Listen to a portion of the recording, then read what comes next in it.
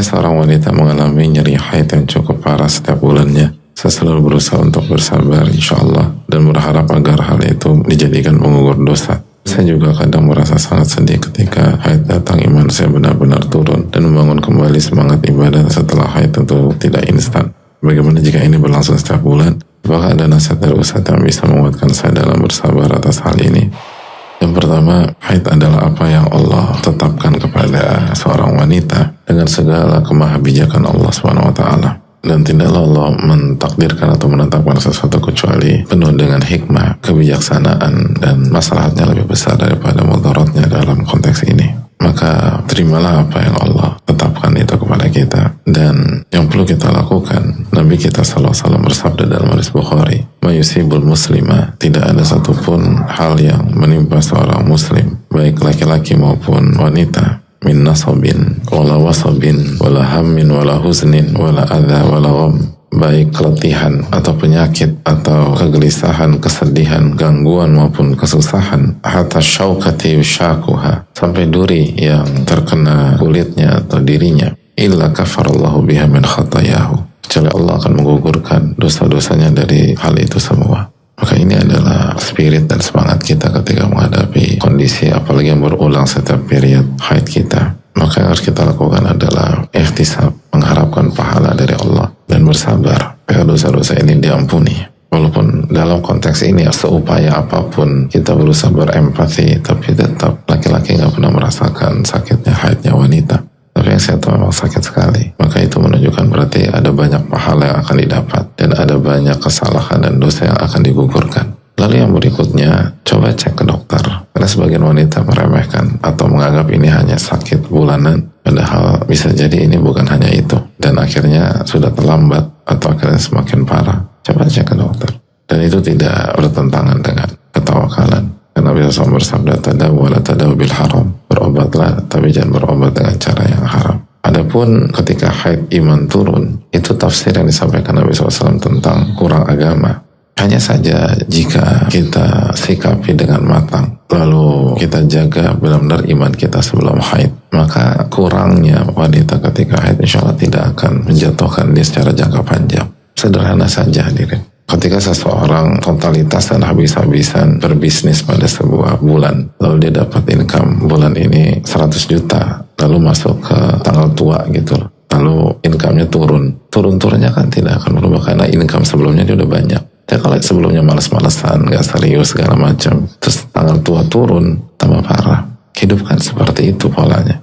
Jadi ketika kita tahu kita akan ada kendala, maka kita harus total. Ya sama dengan konsepnya Nabi Yusuf. Ketika ada 7 musim pacaklik, maka persiapannya dari awal. Hingga begitu terjadi, Mesir tidak kekurangan pangan, bahkan bisa share kepada yang lain pada saat itu. Kan semua demikian.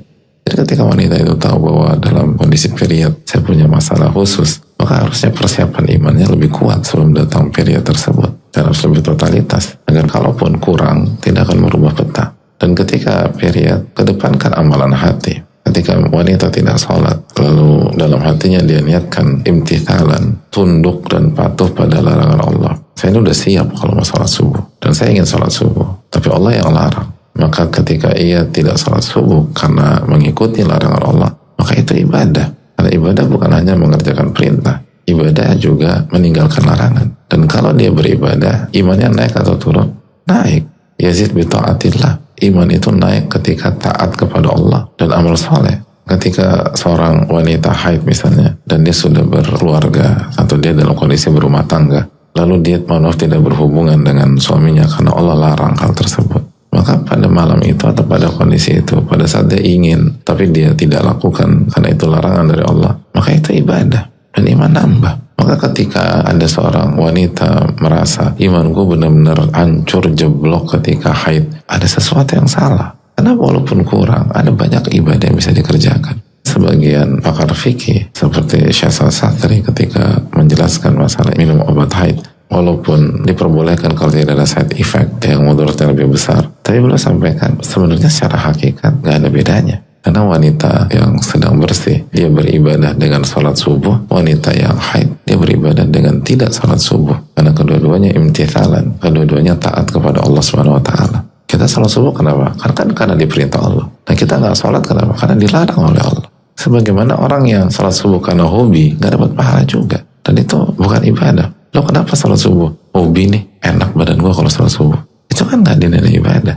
Innamal a'malu binniyat, amal itu tergantung niatnya. Wa innamal likulli imri'in ma nawa. Dan seorang akan diganjar sesuai dengan niatnya. Maka ketika kita merasa iman kita tidak bertambah karena sudah 3 hari kita nggak sholat 5 waktu misalnya, maka bukan karena haid itu. Karena selama 3 hari itu kita tidak beramal dengan niat kita. Kita tidak menggunakan amalan hati. Itu kalau 5 waktu. Kalau kita juga tidak sholat duha, nggak sholat qobliyah, nggak sholat ba'diyah, sholat sunnah mutlak, lalu kita nggak sholat qiyamul lail atau tahajud, nggak sholat witir dengan niat mematuhi larangan Allah, itu sama ibadah. Dan nggak mungkin iman nggak nambah.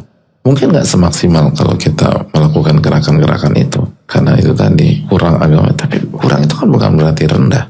Omset bulan lalu 100 miliar, omset bulan ini 99,9 M, ya kurang 100 juta aja.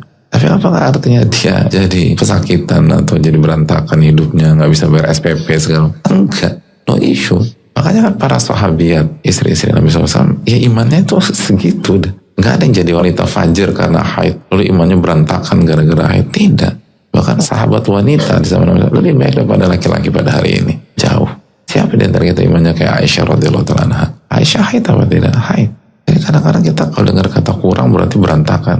Enggak, beda. Kurang dengan berantakan beda, kurang dengan rendah beda.